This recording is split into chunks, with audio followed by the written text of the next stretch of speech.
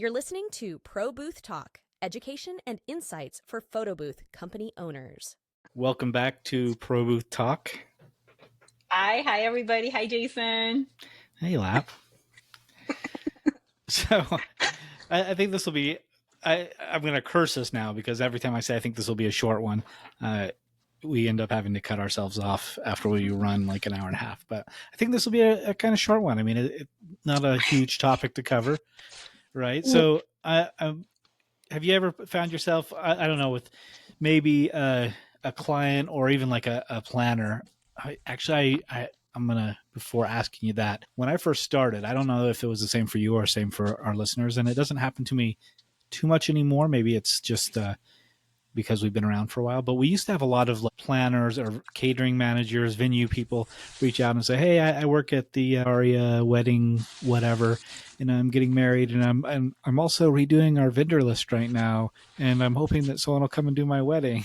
Just kind of trying to pull that weight when there's no like relationship there. Did that happen? Used to happen to you? Does it happen to you? What you mean? Of course, I'm pretty sure that happens to all of us. Yeah, it doesn't happen to me anymore though. It's been a few years since someone's. I mean, people ask for free stuff, but not like just cold call for it. Yeah, I agree with you. When I first started, when you're not an established company, I feel like a lot of these vendors feel like they have an upper hand where they feel like they can throw that at you. But once you're seasoned and once you've been in the industry for some time, they know you're not gonna fall for stuff like that. So Yeah. when I first started, I used to get those calls every single week, and now it's been years. I mean, of course we get of course people who we have relationships with, they'll reach out to us, but that's a whole different story. You're talking about people who you've never even heard of that will hit you up and be like, hey, we're having a grand opening. We would. Yeah, and of course it worked. And not only did it work, but like, at least for us 12 years ago when we were a young company, like I would get excited. I'd be like, oh my gosh, this is a wedding planner at the Aria. This is going to lead to so much business, and they want to put us on their vendor list. Like, why would they put you on the vendor list when they've never even, and like, why didn't they reach out to their vendors? Like, they surely have vendors. So the whole thing is just weird to me, but you don't think about this when you're new. You're just excited to be getting out there and meeting somebody, and it doesn't work. But I mean, it's a great opportunity to learn a lot, because if you're only used to doing because I used to only do backyard parties. So when I started doing like a lot of these venues, that was a whole different ball game for me. So I learned a lot with those opportunities. So it's not without its benefits. I mean, you don't get a lot of leads like you think you're gonna get. You don't get the kind of business you think you're gonna get. You actually grow as a company because you understand a lot of like the logistics that you never had experience with: stairs, loading docks, parking, valet, security checks.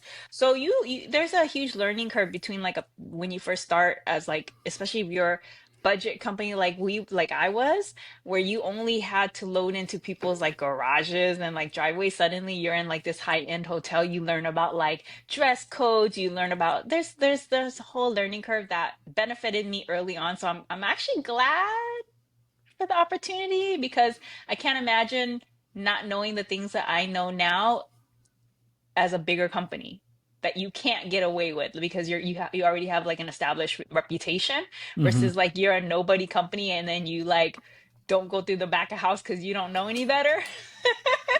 And you're just a no-name company. What are they gonna do? They're gonna ban you. They don't even know who you are. Yeah, I had a catering manager get super upset with me once for going through the front door, and this was in my first 6 months, and I had no idea, and I didn't even know to ask. I was just like, yeah, they told me to come, that your person hired me, and just whatever. But so we want to talk about saying no, and I mean, as a business owner, like, you cannot be successful if you don't learn to say no, and it's okay to say no. In fact, another story that I just thought of that I could have led with came up a couple weeks ago. So we have someone that wanted us to do trading cards, and they said it's going to be in a shipping container and this what do you call it? It's like well, I didn't know at the time it was an outdoor mall area, but at a shopping area. So for whatever reason, I just assumed that this was going to be indoors, because you could put shipping in containers indoors, especially in Vegas. You could put anything indoors, and in Vegas, you don't put things outdoors in the summertime because it just doesn't work. So we went through the entire process. We got quoting, and fortunately he didn't pay anything yet, so I didn't have to do any refunds or anything. But he mentioned something that tipped me off about shade or something. So I started to write this email out, and I'm like, no, I just got to call this guy. So I called him up. He's like, hey, so you mentioned that this was going to be in shade. Is this going to be outside? And at the same time, I'm like typing into ChatGPT. Like I looked up the weather for the day. I'm like, how hot is it going to be in a shipping container Like in Las triple Vegas? digits in Vegas, guys. For anybody that doesn't know what So this Jason's talking about. day is supposed to be like 118 degrees. So the shipping container, according to ChatGPT, would be at like 160 degrees. Like, are you from Vegas? So they're like, no. And I tell them like, you can't do this, man. Like our equipment won't work in this heat, and like I would never ever put my staff in a shipping container in a parking lot in the Las Vegas heat. And he's like, do you think I should get some fans? I'm like, get some fans? No, brother, like this is not going to work. Like, don't put your clients in there. And I'm sure he found somebody to do it, and he's like, okay, well, I'll look into it. And I'm like, and he keeps saying, well, it's gonna be in the shade.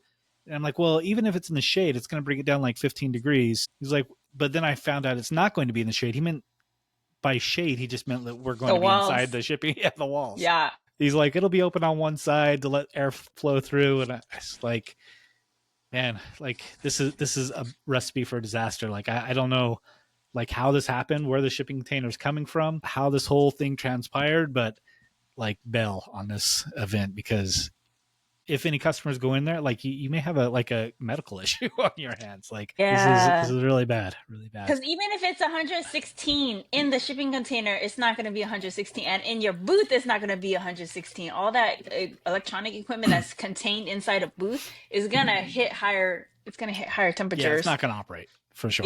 Yeah. A fan. Yeah.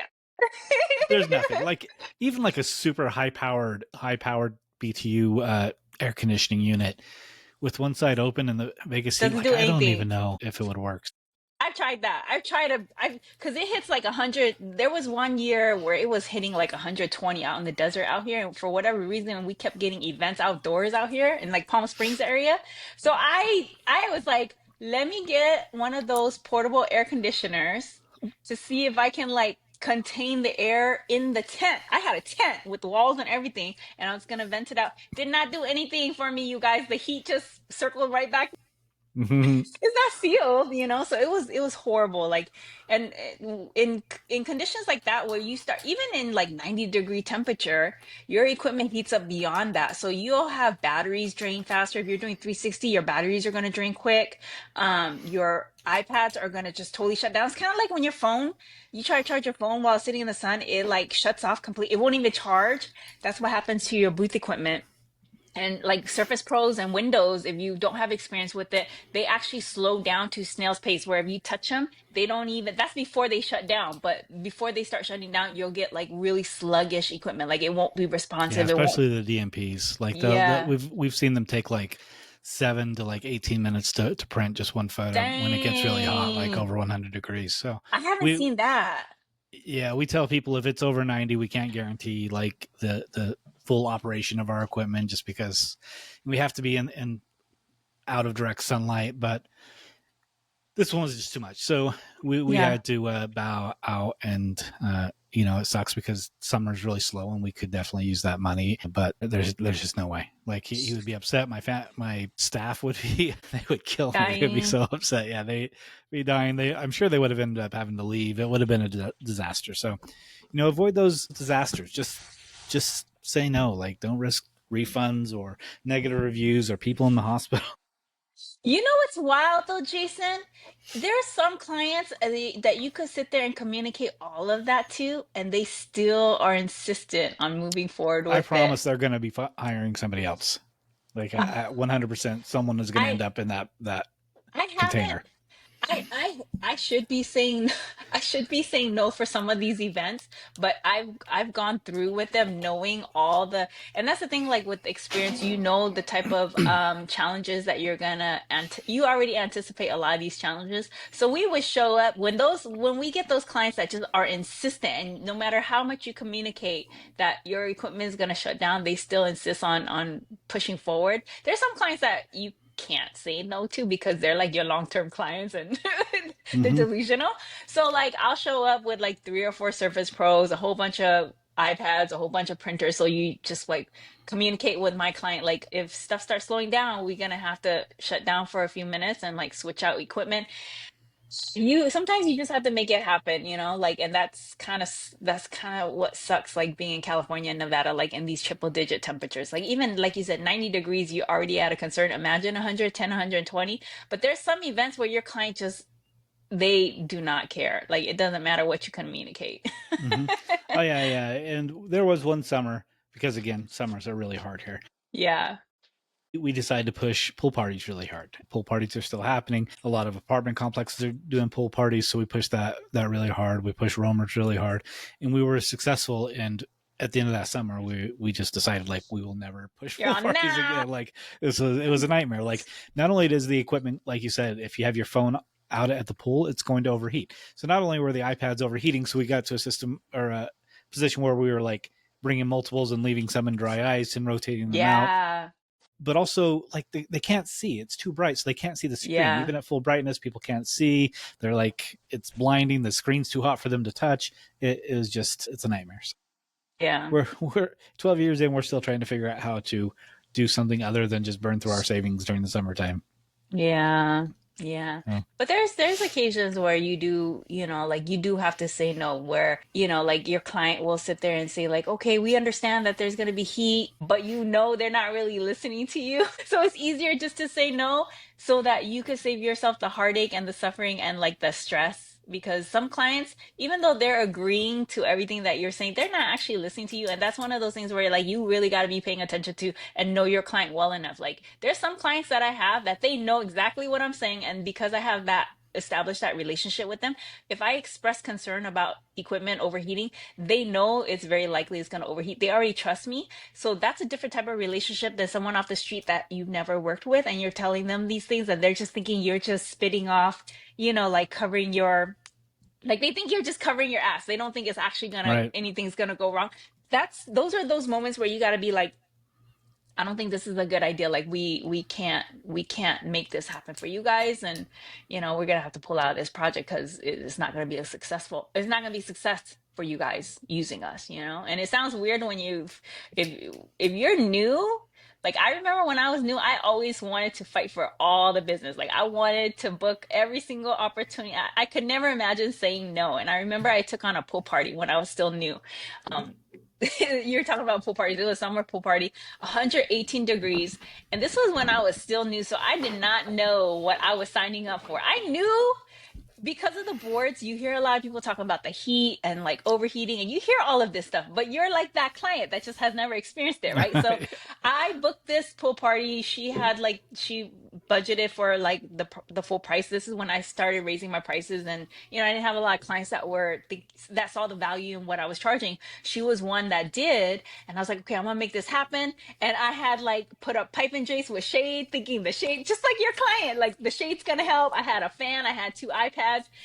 I did not know what I was getting myself into, and it was such a learning experience. Like you learn, even if you come prepared, just the fact that you have to do all these changes with equipment and the stress of it, you learn why you can comfortably tell someone no after you've experienced something like that. So yeah, so now it's easier for me to like communicate all of that and be like, I don't think this is a good idea. Yeah, and I think a lot of it comes down to what you said. Like you're new and you just want every job you can get, or maybe you're not new, or maybe you're just a person that like a what do you call, like just like a person pleaser. You know, you determined. Have a hard time telling people no or whatnot. But you know, for your business, like you have to set boundaries. You don't take those low, you know, $200 is better than my equipment sitting in the garage, but it's not like your mental mindset. Your time is worth more than that. You just walked out that time. Now if someone else calls it, you know, it's already going out for 200.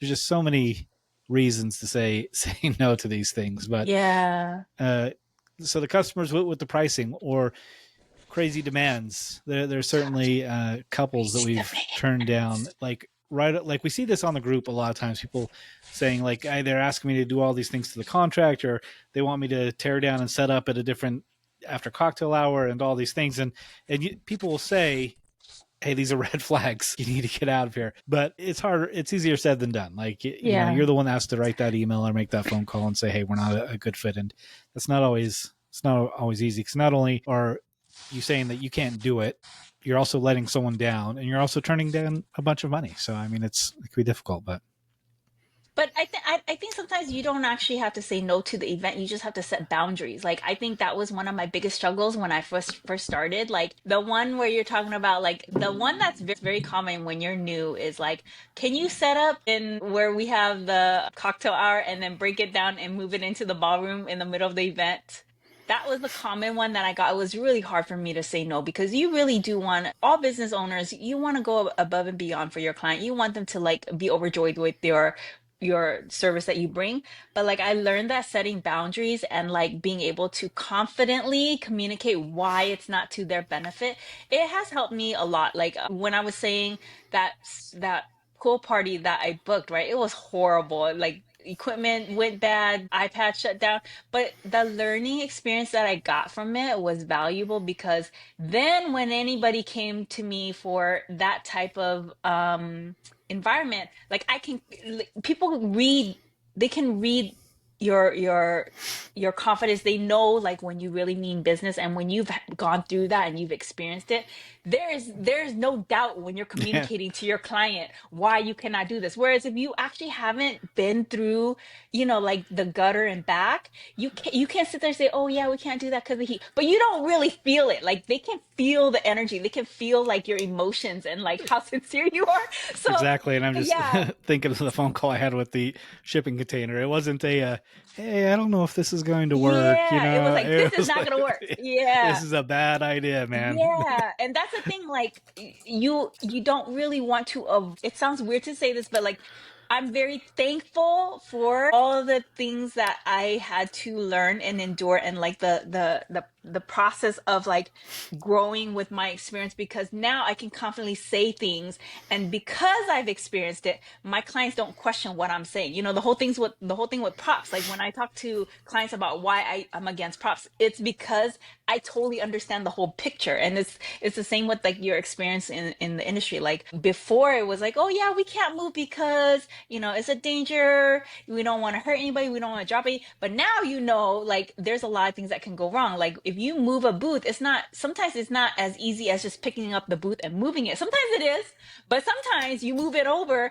and there's a slew of things that will go wrong. Connection issues, a camera, a cable, you know, for whatever reason, something can happen. And once you've experienced that, you can actually communicate that to your client so that they understand. Like, there could be a crazy delay. Like, you think you pick it up in 5 minutes, you're up and running, and it ends up being like 2 hours, because then suddenly you have to troubleshoot the printer for whatever reason. But because you've had that experience, you can comfortably say, like, this is not a good idea. Here's a better solution. And that's the thing. You don't have to say no. You can offer a different solution, like a roamer booth, a selfie booth Yeah, over there. We a can't move it, roamer but is let's such a do good this instead. solution for Yes. cocktail hour.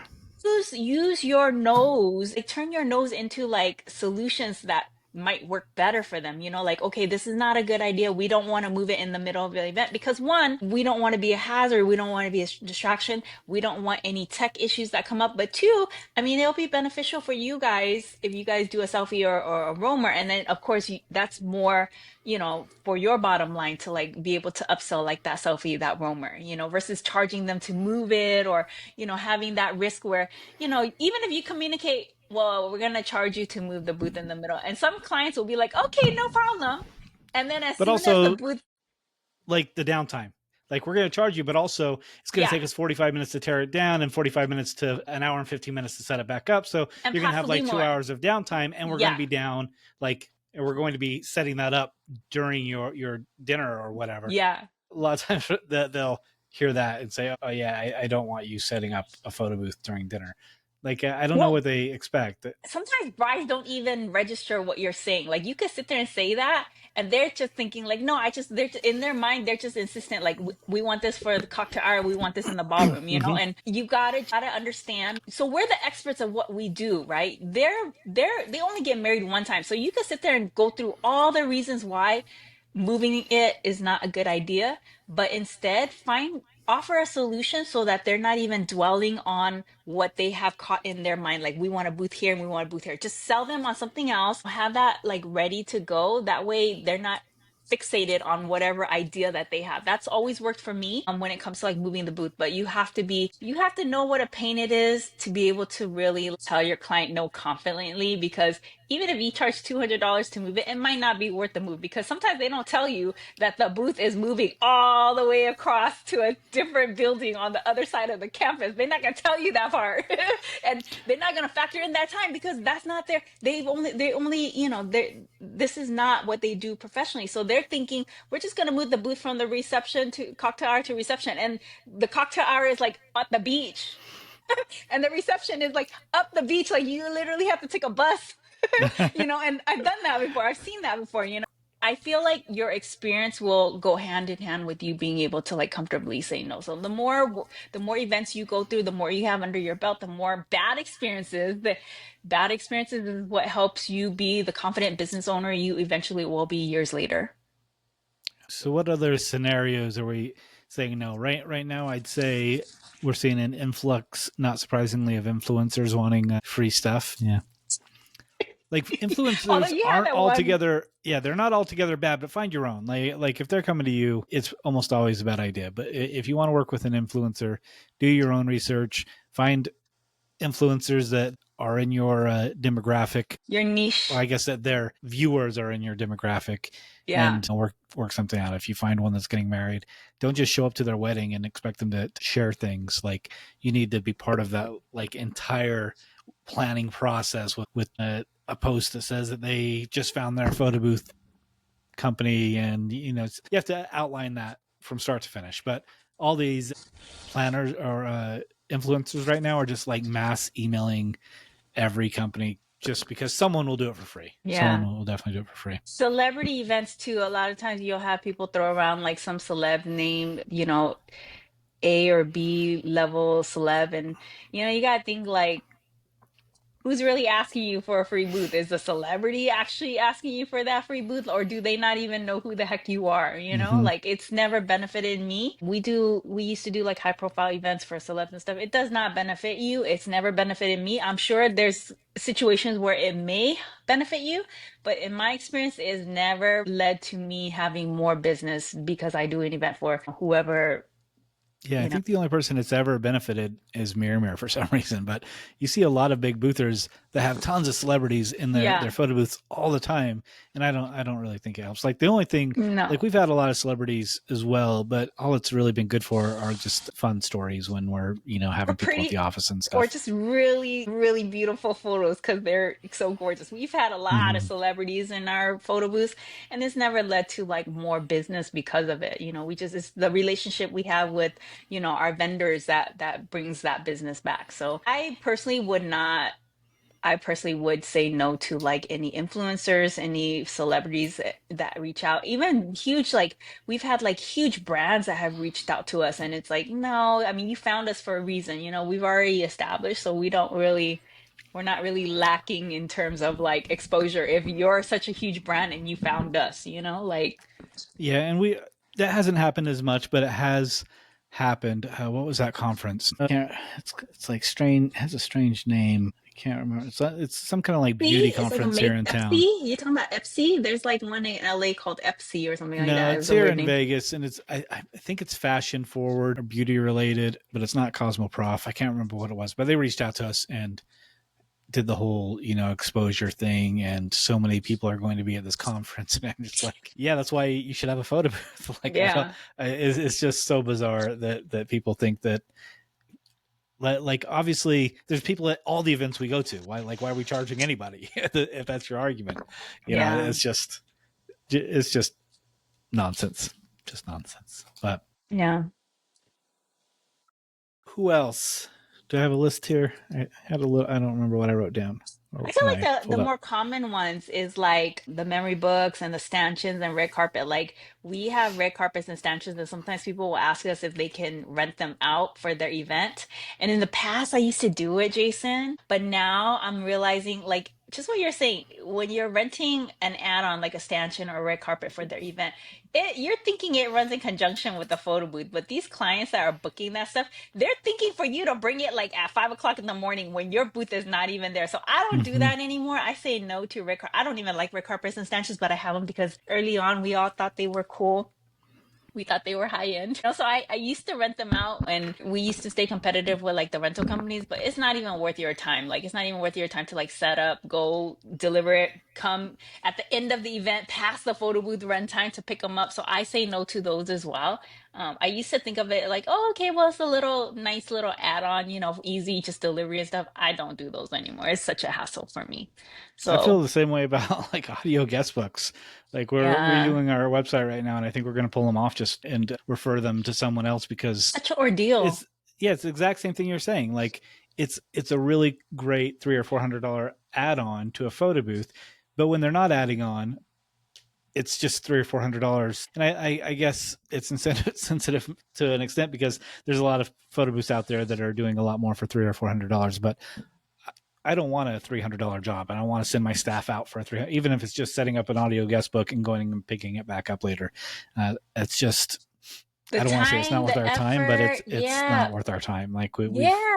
got too many other things going on to worry about this $300 audio guest book drop And off the and dealing with the files troubleshooting. afterwards and everything. So at first we were like, let's just do it as an add-on then, because it's have a photo booth out there for $1,200 or $1,500 and an extra $300. Staff's already there. Never works out like That's that. easy. But exactly what you're saying about the stanchions, they're like, all right, yeah, I need my audio guest book set up 4 hours before the Yeah, photo like booth what or you running mean? to a 2 Yeah. a.m. And we're like, now what do we do? Just have our staff Yeah. sitting in their car for 2 hours? Like, I know. so So we're done with them, man. yeah, I don't do those anymore. And then the memory books, I used to we talk about that in some of our early episodes, but like memory books, that was like really big for some years for photo booths. I feel like in the last few years, especially after COVID, I don't hear the demand on them as much.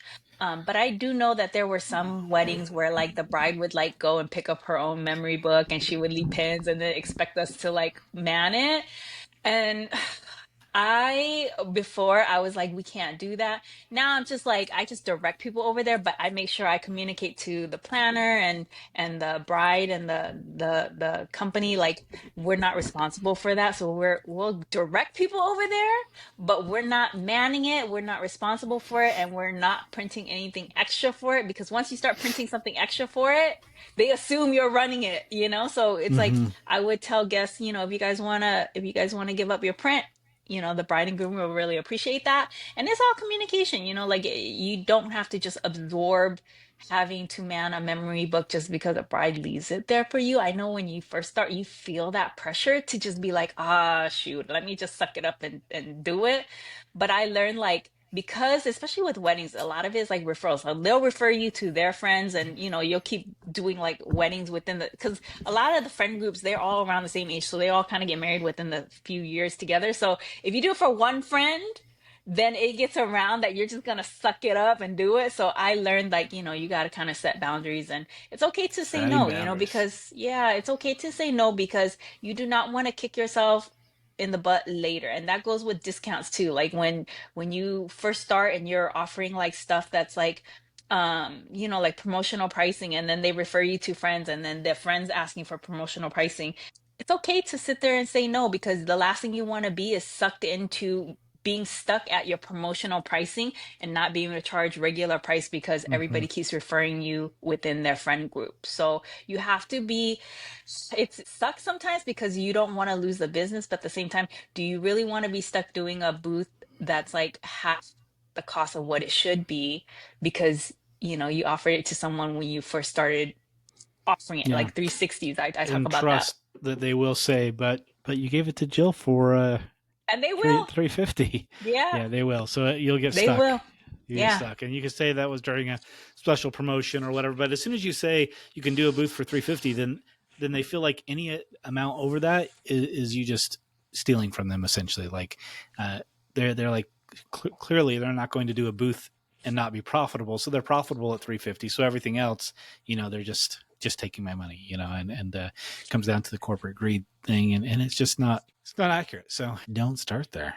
Yeah, Let's try it's that. tempting though. It's tempting sometimes when they ask you, oh, I remember before I had like a business plan in place, I was giving prices based on how I felt. Like some days they would hit me up and they'd be like, hey, will you do it for this price? And I'd be, Yeah. well, I don't have an event anyways. Let me just take it on. And that's the problem. That's what snowballs into you becoming like a low budget provider because they know that they could get you at this price. Why would anybody else pay you at your full retail rate? So Yeah. once I sat and worked on my business plan, I was like, okay, this is the absolute minimum that I have to charge. It does not make sense for me to charge anything less than this. It's you once you have that business plan in place, you don't have those moments where you're like, damn, this is tempting. Let me just take this because I don't have an event. You literally will, once you have that business plan in place, someone's like, okay, even if it's $100 less, the fact that you will say no, they'll have to sit there and decide, okay, how much do I like this company? And you'll be surprised.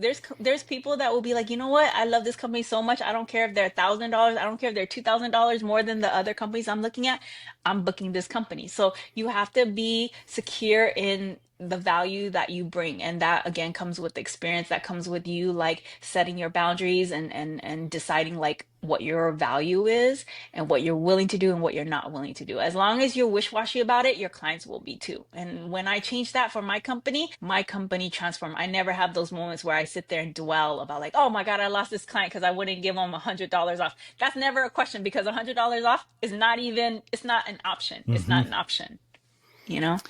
Yep, and you'll go through that when you're training new salespeople and stuff. They want every last dollar, and I mean, like you were saying, either your customers or your staff, they're going to reflect you, and if you're giving the energy of let it go, then they're going to, not just the words but the energy. Like, we're not going to waste our time or fight over this extra $100. And I had one of my salespeople tell me once, like, this job, I think, I can't remember what job it was, but say $1,200, like, you're going to risk $1,200 to just not go down $100 more, because this person just kept negotiating. It's just kept going down more and more and more. And I told her we're not going to go down anymore. And it's the same thing for them. They're going to risk losing this photo booth just by not going up $100 more. So it's the same on both sides. Same on both sides. Yeah. Yeah. I also get still, even 12 years in, is churches. They're always asking for free stuff, which, for anyone that doesn't know, I'm not a religious person, but I'm That's not relevant like, though. yeah, it's not relevant, but I'm like, don't you have some, like, other people are like, there's people at your church, like, you're a mega church, you've got like thousands don't you have someone in your congregation that has a photo booth? Like, just ask Yeah. one of them. Like, why are you just Yeah. calling random photo booth companies and giving us, plus, like, you got to get into bitter, like, I'm sure there's tons of money coming into this event that you're hosting, tons of money, so I get it, you're a church, you can ask for things for free, but ask your congregation. Like, Yeah. and we're all about free stuff. Like, even 12 years in, like, we don't like market it or anything, rarely even post about it, but we do a ton of free events still, but for charities that we like to work with, that we've been working with for years. And they're not just free, like, they cost us a lot of money, because we're usually doing Yeah. big things. Like, we've got something coming up the beginning of October, which is one of our busiest seasons, it's going to cost us like $1,500, and it's a free service. So it's not that we're against saying yes, we're Right. just selective. Like, Yes. want it to mean something either to ourselves or like morality, Something that's important to you. yes, or to the pocketbook. Like, sometimes we'll say maybe, like, who's going to be there? Yeah. Is our client going to be there? Is it, like, obviously we've discussed many times, if an association asks us to do a sponsored photo booth, we're almost always going to say yes, because our clients are there. Every guest is Yeah. our client. So, we want to take those opportunities to get in front of people. And essentially Right. that's like free marketing. Like, I would pay to be at those, really. So, Yeah. but anyways, let's see. I think that probably just about wraps up telling people no, not burning yourself out. I think the common Uh, one that took me a while to understand was like a lot of these nonprofits, they like will work you. They'll call you and they'll have like a whole list of things. Like they're so like to the point that you're like, dang, they know what they're doing. Like I've had people that reach out to me like, okay, we need a custom backdrop, we need this, we need that. And I'm like, what the heck? Like it Did you sounds used like to work they for a photo booth it company? sounds like they know like exactly how to navigate, right? And when you're new, that's very intimidating. And then they would tell you like, oh yeah, we're gonna give you so and so form so that you could write it off.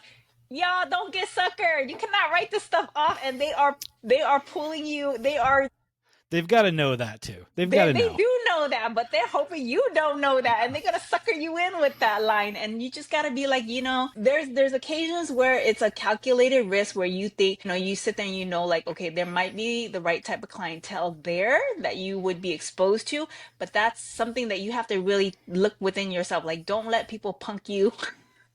Don't let people punk you and bully you into like donating your photo booth because it's a good cause. If it's not near and dear to you, not that there's anything wrong with any nonprofits, whether you are, whether it touches you or not, but you do not want to be saying yes just because they're telling you their story on why they are a nonprofit. Because if that's the case, you literally will have free events that you'll do every single day, because the more nonprofits that you donate your services to, the more word gets out that you're the company that is the one to hit up for a free booth, and it just becomes a domino effect. So you Hmm. really have to be very selective. It's not you being a jerk, it's just the fact that like it costs you money. It costs us money.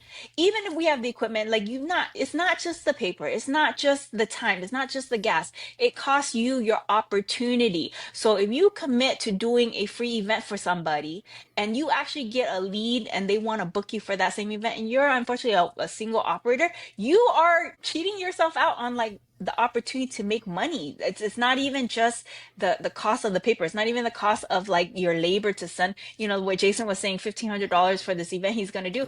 That's not even factoring in the opportunity cost. If someone calls him for like a multi-day or multi-booth event and then he ends up locking out his team, like you have to factor in these types of things Especially when in you're, October. Yeah. yeah, you have to be very aware. December, October, May, April. There's certain months where like when you offer a free booth, you really risking your own bottom line. I can't remember any other times I've had to tell people no. I'm sure there's been plenty, but essentially, I December, mean, yeah, just December, no, let's go flying in December. well, yeah, those are sad no's though. And there was a minute where I tried not to tell those people no too, where I was just like buying more booths and hiring more people. Like, No.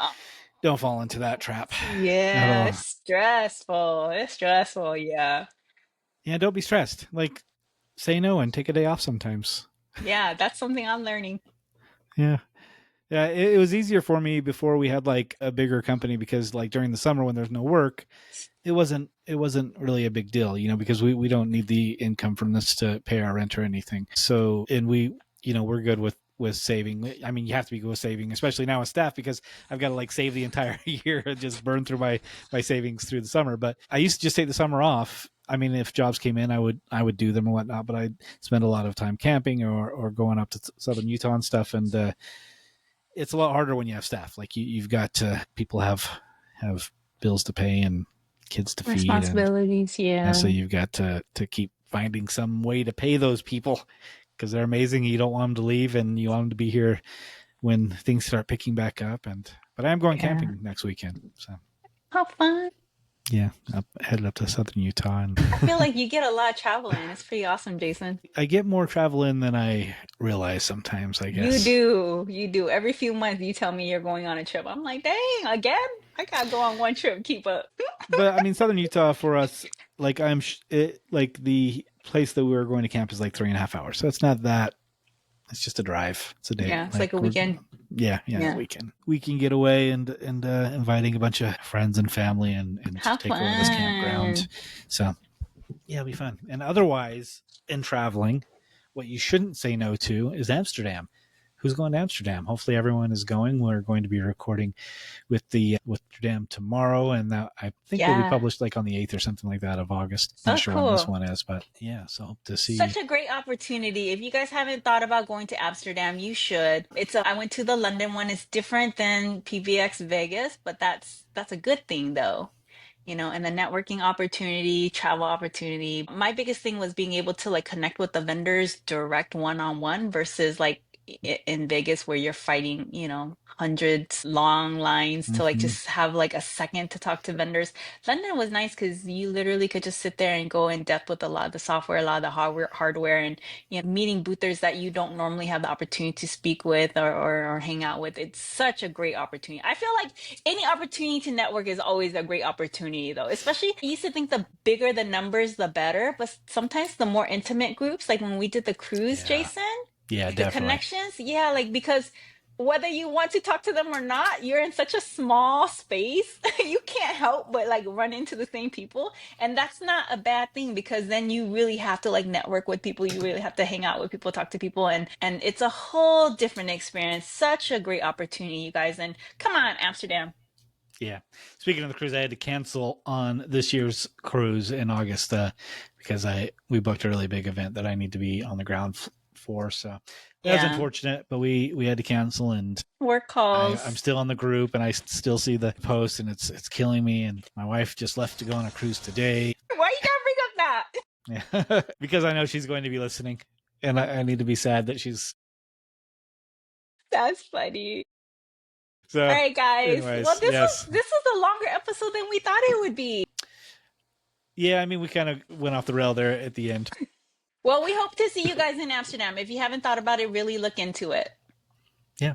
And Yeah, maybe we'd we'll love to have see you there. Yeah, that'd be cool. Thanks, guys. To keep the conversation going, join our Facebook group, Pro Booth Talk Community. If you enjoyed this podcast, consider showing your support by subscribing, liking, reviewing, or sharing this topic with someone in the industry.